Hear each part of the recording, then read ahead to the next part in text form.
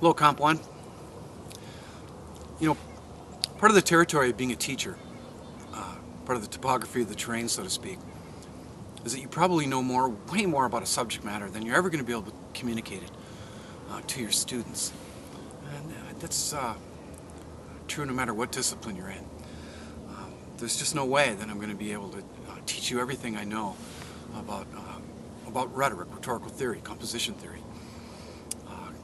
If we had more time, whether it's you or my face-to-face students, I know that I would be spending hours talking to you about the latter classical period of rhetoric, the medieval period of rhetoric, where rhetoricians were devoted to teaching ars predicandi, the art of preaching, and ars dictaminus, the art of letter writing. It was pretty much the only thing going on back in the medieval period. But in our long day, the light is wearing thin, and in the next 10 videos or so, whatever I can pull together in the next 2.5 weeks of our being together, I'm probably going to have to pare it down just to the essentials. And today what I'd like to do is give you a different view of rhetoric, a much more modern view.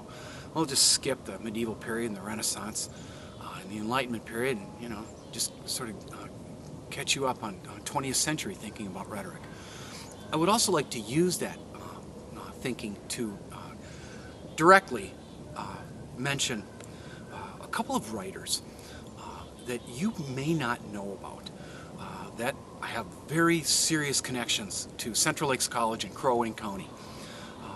I don't know when the last time you were at the college, you're online students, but I was standing in my 8 o'clock class the other day up in E153 at Central Lakes College. I said, hey, how many of you know who John Hassler is?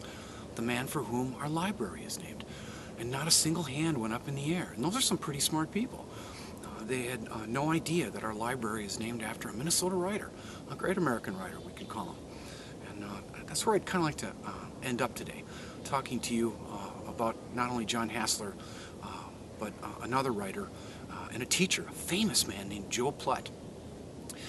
If you're going to have an education of the heart, not just of the mind, you have to know the traditions, of whatever the discipline is. And I think it's kind of important to know the traditions of the institution that you're attending. Even if you go to Central Lakes College for 1 or 2 years, even if you only take a single online class, maybe this one, I think today I want to try to get you interested in the history of the place. And there's probably some pretty obvious reasons why I feel a connection to them.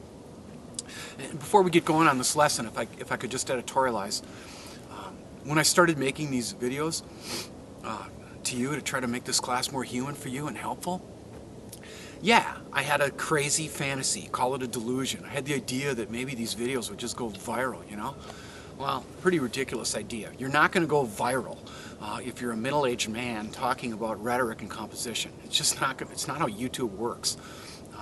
And I'm not going to be famous anytime soon. But as I look across these videos, the last 30 or so, I realized that the video that has been the most successful so far in terms of total views is the one in which I enlisted toys. Maybe you'll recall it. I had a little video man get eaten up by a big plastic dinosaur because he lacked the rhetorical power to dissuade the dinosaur from destroying him. There's those guinea hens again.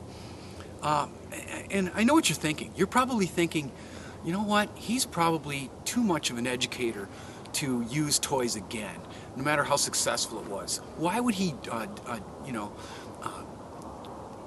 consent to pandering to that crass desire to see toys interacting?